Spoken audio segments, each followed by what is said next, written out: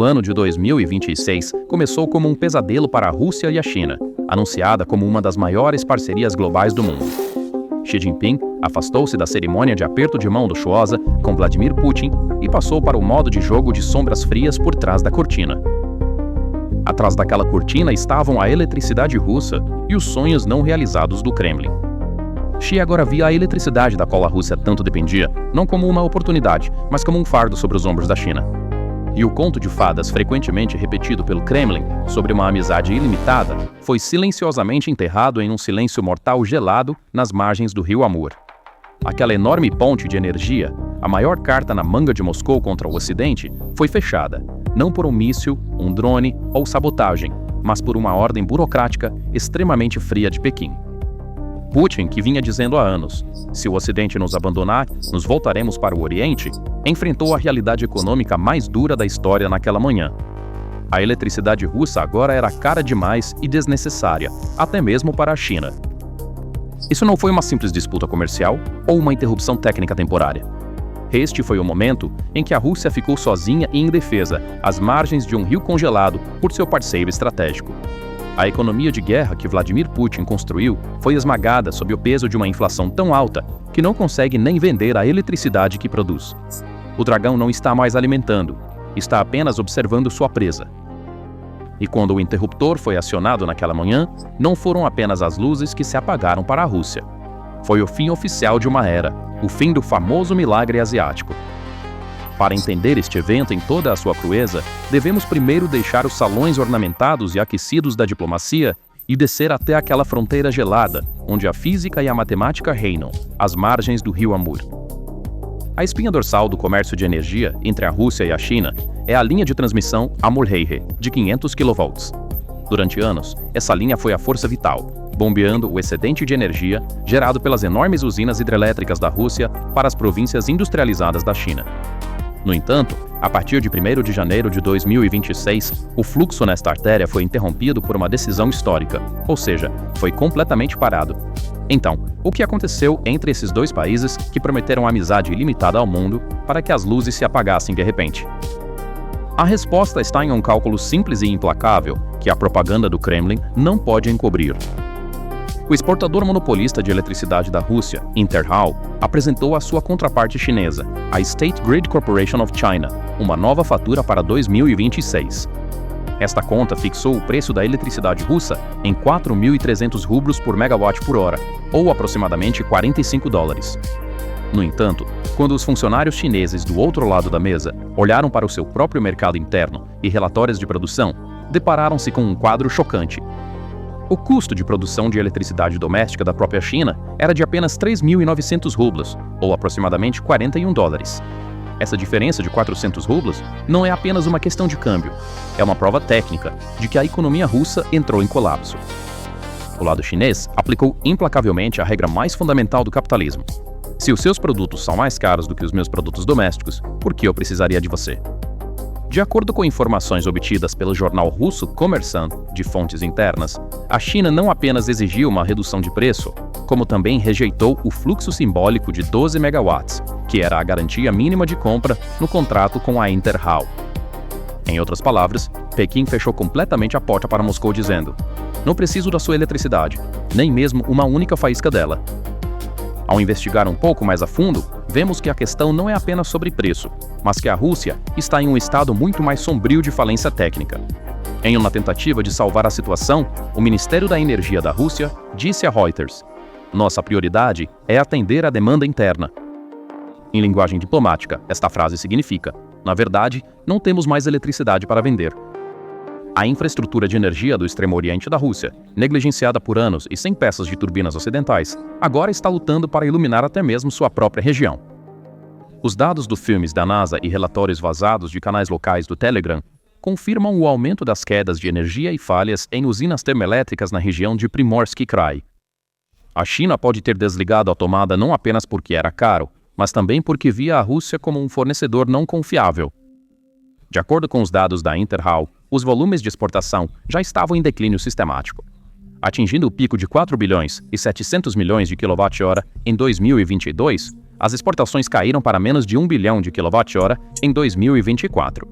Este encerramento completo, em 1º de janeiro de 2026, foi o último suspiro de uma relação em seu leito de morte. De acordo com a análise do site oilprice.com, essa situação criou um buraco nas receitas de exportação da Rússia de aproximadamente 100 a 200 milhões de dólares anualmente. Esse valor pode parecer pequeno para os cofres do Kremlin, mas seu significado simbólico é devastador, porque este evento é o momento em que a alegação da Rússia de ser uma superpotência energética foi desmentida por seu maior aliado. O detalhe técnico aqui mostra que a Rússia caiu em uma armadilha de inflação de custos. A economia de guerra aumentou os custos trabalhistas, tornou a manutenção de equipamentos mais cara e a instabilidade do rublo tornou o preço impossível. Como resultado, a eletricidade russa perdeu sua competitividade em relação aos enormes investimentos da China em carvão e energia renovável. A China só compra da Rússia se for barato. Uma Rússia cara não tem valor estratégico aos olhos de Pequim. E naquele dia, quando a tensão naquela linha caiu para zero, o futuro de Moscou na Ásia também escureceu. Essa queda de energia não foi apenas um item excluído do balanço da Interhal, criou um efeito dominó que começou no leste da Rússia e se moveu em direção ao coração de Moscou. A resposta não de Pequim deixou instantaneamente o frágil ecossistema energético da Rússia no Extremo Oriente indefeso. Em circunstâncias normais, os ganhos em moeda estrangeira das exportações eram usados para remendar e manter as usinas de energia da era soviética da região. Agora, esse fluxo de caixa desapareceu. Isso acelerará o colapso da infraestrutura da região, que já estava por um fio. As declarações alarmadas dos funcionários locais na região afirmando: "Não temos eletricidade excedente, então não estamos vendendo nenhuma", são nada menos que um fiasco de propaganda. Se você não tem excedente, isso é um desastre ainda maior, porque significa que a Rússia está admitindo que não pode nem mesmo garantir a segurança energética em seu próprio território. Para um gigante da energia dizer "eu não tenho energia suficiente" é tão absurdo e assustador quanto um peixe dizer "estou me afogando". Este é o efeito dominó. O brilho das luzes em Moscou não é suficiente para esconder a escuridão na fronteira leste. Esta onda econômica não se limita à energia. Ela também dá um golpe devastador na capacidade da Rússia para importações paralelas e evasão de sanções. De acordo com relatórios do Business Insider, o comércio da Rússia com a China diminuiu em 2025 pela primeira vez em 5 anos, caindo 6,5% para 1,63 trilhões de yuan. A interrupção nas exportações de eletricidade é o exemplo mais concreto e embaraçoso dessa tendência de queda. A Rússia costumava ser um grande parceiro vendendo tecnologia e armas para a China. Agora, no entanto, caiu na posição de um irmãozinho incompetente, que não consegue nem vender matérias-primas para a China ou manter os preços. Esta situação deixa os industriais russos e as autoridades locais da região em um terrível dilema. Se não podemos vender eletricidade para a China, como financiaremos os custos de produção? A resposta? Aumentando os preços para o povo russo. Em outras palavras, cidadãos russos comuns em Vladivostok e Khabarovsk pagarão a conta que Pequim se recusa a pagar. A liberalização e o aumento dos preços da eletricidade no mercado interno da Rússia podem ser a gota d'água para uma população já esmagada pela inflação. A dependência da Rússia em relação à China está, assim, passando por uma reversão tão vergonhosa. Olhando para o quadro maior, o corte desta linha de 500 kV não é uma simples decisão comercial, mas uma armadilha geoeconômica. A China está lentamente, silenciosamente e sistematicamente engolindo a Rússia. E essa absorção é evidente não apenas nas linhas de energia, mas também nos projetos mais vitais da Rússia. A verdadeira tempestade está se formando nos corredores de gás natural, que o Kremlin chama de seu projeto do futuro. O corte da linha de energia é, na verdade, uma prévia de um desastre muito maior: o projeto do gasoduto Poder da Sibéria 2 atingindo um impasse. Quando Putin perdeu o mercado europeu, ele viu este projeto, que canalizaria suas enormes reservas de gás para a China via Mongólia, como sua única salvação. No entanto, Pequim fez um movimento em seu documento de visão energética de 2026 que chocou a Rússia. Não havia uma única linha sobre este gigantesco gasoduto. Vendo o desespero da Rússia, a China colocou condições na mesa que não eram uma oferta comercial, mas um documento de rendição. Pequim oficialmente exigiu comprar gás russo a preços subsidiados no próprio mercado interno da Rússia, ou seja, quase a preço de custo. Isso significava que a Rússia estaria entregando sua riqueza nacional à indústria chinesa. Se o Kremlin aceitasse esses termos, sua economia entraria em colapso. Se recusasse, o gás explodiria em suas mãos. Esta é precisamente a armadilha estratégica em que Putin caiu. a crise se transformou em gangrena, não apenas em commodities, mas também no próprio dinheiro. O mundo dos negócios russo está atualmente em completo caos. As mercadorias estão presas na alfândega. Os contêineres estão apodrecendo nos portos porque não conseguem transferir dinheiro para o outro lado. Diante da ameaça de sanções secundárias dos Estados Unidos, os gigantescos bancos chineses congelaram silenciosa, mas decisivamente, as transferências de dinheiro com a Rússia. Instituições financeiras que são a força vital dos importadores russos, como o Kuzhou Commercial Bank, começaram a rejeitar pagamentos da Rússia. Enquanto a Rússia afirma que irá quebrar a hegemonia do dólar ao mudar para moedas de países amigos, agora enfrenta avisos de transações rejeitadas nos balcões desses próprios amigos. A escassez de yuan desencadeou uma crise de liquidez na Bolsa de Valores de Moscou, e o rublo continua a derreter, mesmo em relação às moedas de seus chamados amigos. Qual era a doutrina da Rússia? Energia é a nossa arma. Eles pensaram que poderiam colocar a Europa de joelhos ao fechar a torneira do gás. A Europa não congelou, ela se adaptou. Agora, ironicamente, seus maiores amigos, a China, estão usando a arma da energia contra a Rússia, mas ao contrário, dizendo: eu não vou comprar. Este é o pior pesadelo que um vendedor pode ter. O cliente já não é o rei. O cliente agora é o chefe, e o chefe disse: seus produtos são ruins e caros, feche sua loja. Para a elite russa e os oligarcas, essa situação é muito mais assustadora do que uma derrota no campo de batalha, porque uma derrota no campo de batalha pode ser explicada como tática. Mas ser rejeitado pela China significa o apagamento do status global da Rússia.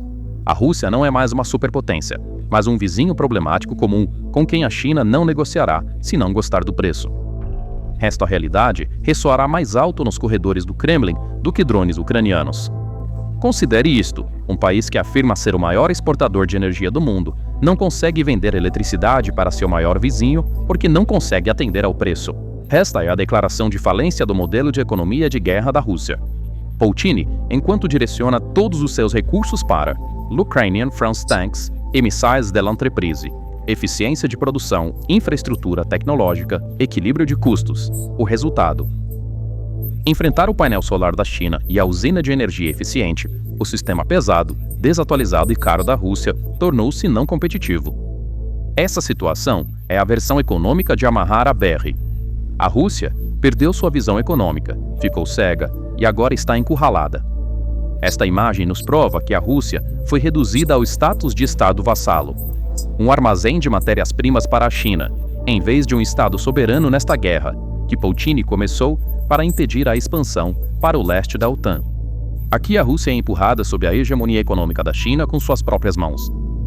Já não há qualquer chance de que decisões tomadas nos palácios do Kremlin sejam implementadas sem aprovação de Pequim. Então, o status quo está mudando o corte de energia daqueles que... Lá, no Rio Mur, em 1º de janeiro de 2026, não foi apenas uma queda de energia. O que foi cortado naquele dia foi o sonho de Putin de manter a Rússia como uma potência global.